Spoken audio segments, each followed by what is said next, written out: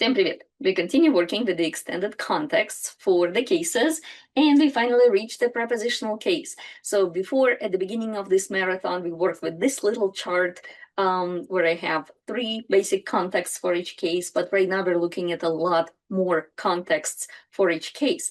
And as I said, we're almost done. We're almost done. This video and then one more. And in my next video, I will tell you how to work with this chart over time so that you really kind of like enhance your knowledge of the Russian grammar, and will show you some practical tips on how to work with that. And as I said, today we're working with the prepositional case and we're almost done. We're almost done. But one more reminder that a lot of the contexts that I give you now are above the beginner's level. It really is more suited for the intermediate level. But as I said, in this marathon, I'm trying to give you kind of like an overview, a conceptual overview of the cases so you know what to look ahead. Okay, prepositional case today. Let's start. If you like it, please click like. If it's useful, drop a line. If you love it, hit subscribe. Like me, подпишись и комментарий напиши.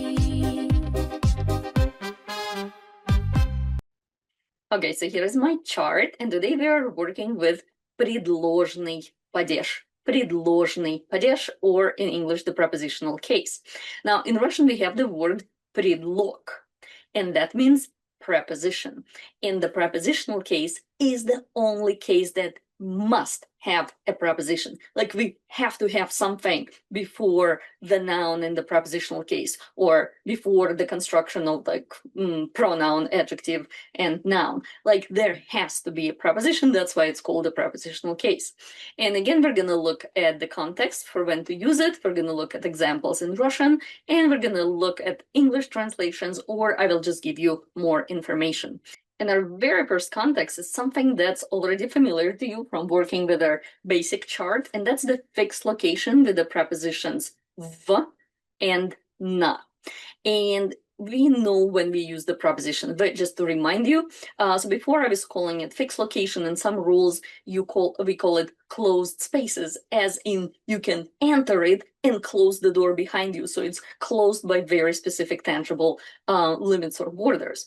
You also should use the preposition v when we talk about location that's a geographical, like actual geographical location, such as a city or a country or a village or continents. And I think last time I forgot to mention continents, but if you want to say something like something is happening in Africa, or these people live in Asia, that will be v Afrique, v Azii. So also using the prepositional case.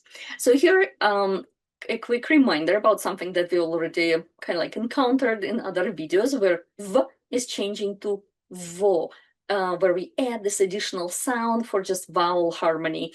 And that usually happens before consonant clusters that start with a v or f, and some other consonant clusters as well, but mostly with these ones. So for example, to say in France, that will be va Francie, because of the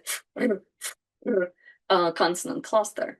Or if you want to say something's happening in Vladivostok, that would be во Владивостоке. Then there are also some exceptions to remember, and I kind of talked a little bit about it, and today I want to focus on a very specific vocabulary. So here we have в парке. Remember how I said, like, in our kind of like mind, park is not something where you can like enter or be inside of something and like close the door.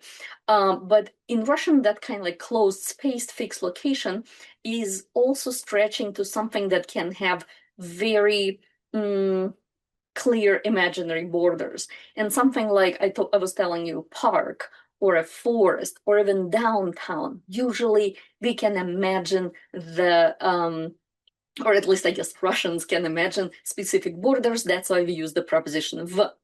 And here is a set of 3 words that also are used with this kind of like concept where we kind of see it as an open space, but we still use v. And this is the word двор, огород, and сад. So let me tell you what they mean. So when you have a house, like your own personal house, and then you have a front yard or a backyard, in Russian, that's двор. And when something is happening in the backyard, in the front yard, we would be saying во дворе. Во дворе. And here we also have this additional o sound, во дворе, because, as I said before, some other consonant clusters. Now, not always do we add v o before the v.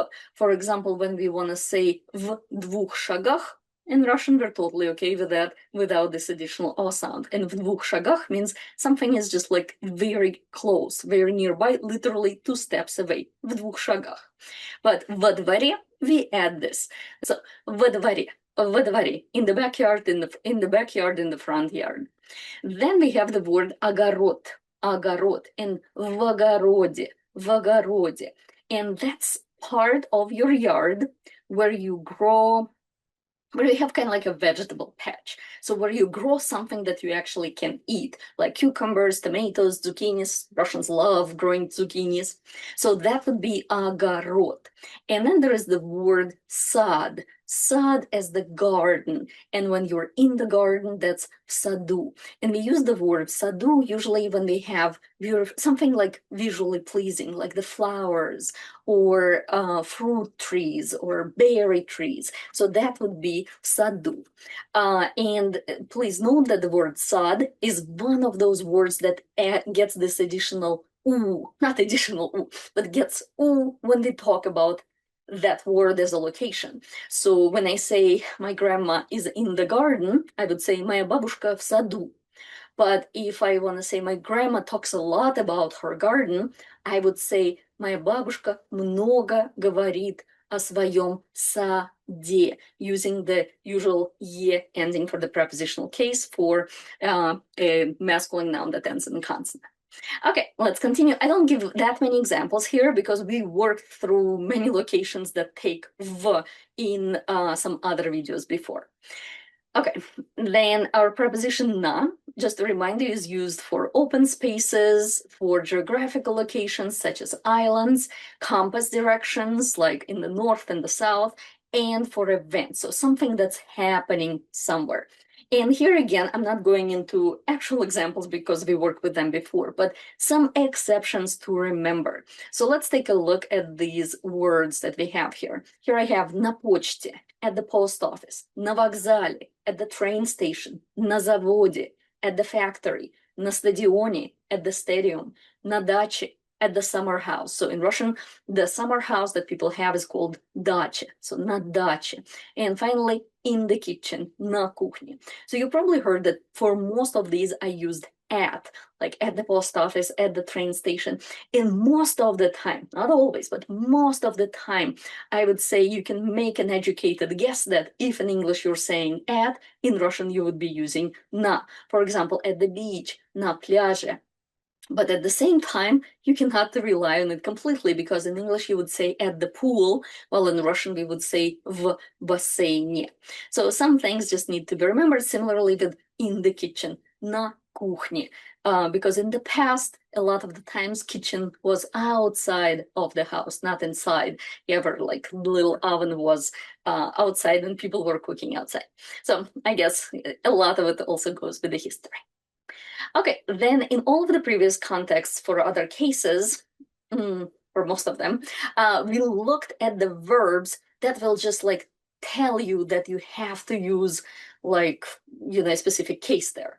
So here I give you some verbs that will imply a location, and the location will mostly be in the prepositional case. Why do I say mostly? Because we already saw other prepositions that still indicate a location, but are used with other cases. For example, when we looked at the genitive case, we had, for instance, далеко от or недалеко от, far from or not far from, which can be a location, but it's used with with genitive.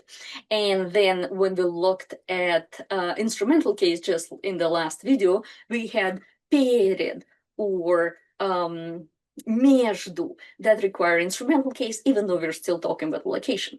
So there are some verbs that will kind of imply location. So here they are. For instance, the verb to be. If you are somewhere. Now, of course, the verb to be can be used in other contexts as well, like I am a student or I was a businessman. But if you're saying like somebody is or was somewhere, that somewhere will most likely be prepositional case. Or жить, wherever we live, like if we live in a city or in a village or in an apartment or in a house, that would require the plus the prepositional case. Находиться, to be located somewhere. And of course, if something or somebody is located somewhere, that's going to be a location, most likely the prepositional case. So here we have three verbs that mean kind of like the conditions of your body. So сидеть means to be sitting, like when you're sitting on a chair. Лежать is to be laying, to be in a horizontal position, like лежать на диване, to be on the couch, to be laying on the couch. And finally, стоять is to stand, as like if we stand somewhere. Like right now, I'm standing in a room, in my room. So that's a location. So, and here we have three verbs that kind of like signify some kind of a activity that usually happens in a fixed location. So here we have учиться, which is to study. Where you study, it's a location, it's a fixed location. Работать, where you work, wherever you work, it's a fixed location. Отдыхать, to rest or to have vacation. Wherever you rest or where you have vacation, it's a fixed location, even if it's on the couch. Okay, then the next context is also something that we've seen before, and that's using the prepositional case after about. And we already know that the preposition about also has several forms. So first, let's take a look at very simple examples. Я часто говорю о моей семье. I often talk about my family. Я часто вспоминаю о тебе. I often remember you, as in about you. Я мечтаю о каникулах. I'm dreaming about summer break, winter break. Каникулы is the break from studies, like an official break, like as I said, summer break, winter break, Easter break. So that's каникулы, time that you get off when you are a student somewhere. And then remember that the preposition о has three forms: о, об, and оба. And we use the о most often, and because it's used before consonants and vowels ya, yo, you, ye. So all of those vowels that I call married, because they're married to this y sound in the front. So for example, о Японии, о России, о моем друге. And if you hear me saying a instead of o, you're not wrong, because it's called vowel reduction, and I have a video about that too. Just trust me, even though I'm saying I'm actually reading o. So then o also changes to ob before all other vowels, so the vowels that I haven't named before. So for example, об Америке, об этом человеке, about America, about this person. And then o changes to obo before some words. Just three would be enough for you to remember. Обо мне, that we already know, about me, обо всем, about everything, and обо всех, about everyone. All right, and our next context is when you're indicating that you're moving in a vehicle, whether you're driving or somebody else is driving you. So for example, ехать на машине is basically to go by car or to be driving. So for example, I can say, мы едем на машине к родителям. We are driving to my parents' place. So едем на машине, I'm indicating we're going by car, not by other transportation methods. And ехать на автобусе is to take the bus to go somewhere. For example, I'll go there by bus, or I'll take the bus to get there. Я поеду на автобусе.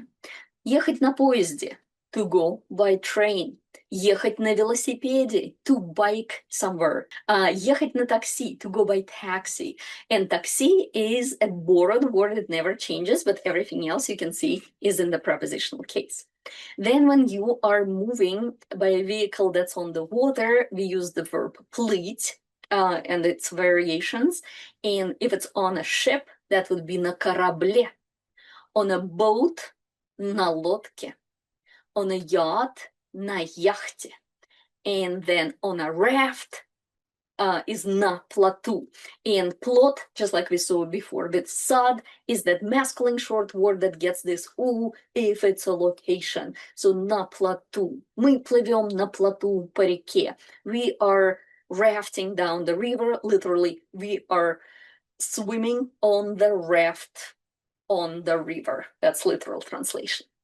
Then finally, if you're flying and you're using the vehicle for flying, that would be лететь на самолете, to go by plane, на вертолете, by helicopter, or even лететь на воздушном шаре is to fly the hot air balloon, you know, the big ones. So that would be лететь на воздушном шаре. Okay, and our next context is something that we've seen before, kinda, when we talked about accusative. Remember, we talked about sports. And when you use the word играть, like play plus v plus accusative, играть в футбол, играть в баскетбол, играть в badminton, and so on. So we use the accusative case. But we also have some other fun activities that use the prepositional case. And these are physical activities outside. They're fun, so they're not official sports. And they are, we use the word кататься here, plus на, plus prepositional case, when something kind of like propels your motion. So let me show you examples. I think it will make more sense. Кататься на велосипеде. Now before we had ехать на велосипеде. So here I'm just underscoring that I'm going by bike, but let's say not by bus. Кататься на велосипеде is to ride the bikes for fun. For example, завтра я хочу покататься на велосипеде в парке. Tomorrow I want to ride my bike in the park. Кататься на качелях. Now, there is a verb качаться, which means to be swinging. But we also sometimes say кататься на качелях, especially if that's a swing, you know, at the playground or at a big amusement park, like the big ones. So you can also use that word for the swing. Кататься на лодке is to be riding the boat for fun, to go boating. Кататься на роликах is to roller skate. Кататься на коньках is to ice skate. Кататься на лыжах is to go skiing. And all of it, as I said, for fun. Кататься на санках is to sled, to go sledding, like с горы, from the mountain down, from the hill down. And finally, кататься на лошадях, to be riding horses. Again, for fun. That's not like a sport activity. When it's sport, like лыжи, коньки, ролики, we have other words to describe it. So our next context is when talking about playing a musical instrument. We already saw it before in our basic context, so I will be very quick. So we use the verb играть and the preposition на. For example, играть на гитаре, to play the guitar. Играть на рояле, to play the grand piano. Играть на скрипке, to play violin. Играть на флейте, to play flute. Играть на тромбоне, to play trombone. To play cello is играть на violoncelli, and it ends in e because the word cello in Russian is a feminine word that ends in a soft sign. So играть на violoncelli. To play drums, играть на барабанах, and барабаны is plural, so we see the plural preposition ending here, на барабанах. And to play piano, in Russian we have two forms, играть на пианино, that's the most common one, and one that's a little bit kind of dated, играть на фортепиано, or sometimes music teachers prefer to say играть на фортепиано, or at least in my experience that was. And both pianino and fortepiano are borrowed words, they never change. So играть на пианино, играть на фортепиано, it is prepositional, they just never change because they're borrowed words. Okay, our next context is using the prepositional case with time expressions. Now, we already saw time expressions in the accusative case, a lot of them there. We saw them in genitive, we saw them in dative, but now we're looking at the time expressions with the prepositional case. Remember when we looked at the accusative case, we said that when something happens on a specific day of the week, like on Monday, on Tuesday, and so on, we use v plus accusative. Now, when something happens in a specific week or in a specific month or in a specific year, we use the prepositional case. And I'll tell you in a second why I have this asterisk here. So let's take a look at the word week, неделя. And when something happens in a specific week, for instance, if in English you say this week, last week, next week, you don't use any prepositions at all. Well, in Russian, we use na for all of them. Na plus the word неделя and whatever is connected to it in the prepositional case. So we will basically have на blah blah blah неделе. So for instance, to say this week, we would say на этой неделе when something happens on this specific week. When something happened on last week, I say on last week, but in English we don't need to say it. When something happened last week, in Russian we say на прошлой неделе. And when something happened on the week before the last one, we would say на позапрошлой неделе. I'm just introducing this new vocabulary item to my students. Then to say something will happen next week. In Russian we use two synonymous constructions. На следующей неделе or на будущей неделе. And I would say следующий is used more often, but sometimes it's a personal preference what we say, на следующей or на будущей неделе. So with the word неделя, we use на plus the prepositional case. But with the word month, месяц, and the word год, year, we use в plus the prepositional case. So в месяце. For example, this month, when something is happening this month, that would be в этом месяце. When something was happening last month, that would be в прошлом месяце. Next month, в следующем месяце. And of course, when something happens in a specific calendar month, we use that month in the prepositional case. В январе, феврале, в марте, в апреле, and so on. So for instance, all of our birthdays, when we just say the month, like I am born in August, or my birthday is in August, that would be в августе. So then the word год, as I said, also uses the preposition в. And again, look at the ending, в году. So basically the word год, we treat it then when something happens in a specific year as the location for whatever's happening. So that's why we switch to в году, в году. But again, if you're talking about a specific year, that would be, oh, я говорю об этом годе. I'm talking about this year. But when something happens in a specific year, that's в plus году. For example, if you want to say that something is happening this year, that would be в этом году. Something was happening last year, в прошлом году. Something will be happening next year, в следующем году or в будущем году. Again, it's a personal preference. You probably noticed I didn't have будущем with a month. For whatever reason, we don't use it. Like, I bet some people might say it, but usually we use в следующем месяце and not в будущем месяце. But with год and неделя, I heard them be used quite interchangeably. Then also when we have an actual year indication. So for example, in 1960, in 1879, in 2011, that would be в 1960 году, в 1879 году, в 2011 году. And I know you are beginners, and all of these huge numbers are still tricky for you. Don't worry, remember how I say, just come back to these videos. Actually, come back to them multiple times as you progress with your Russian, and it will make more sense. Now, just like, remember, there is a context with big numbers here. Okay, so very quickly, why I have this kind of like, asterisks here. Remember how I say a lot of the things that I'm telling you seems like a lot, seems like a very comprehensive, but it's not. There is a lot more context that are out there that go with a specific case. So I just taught you a rule and it works.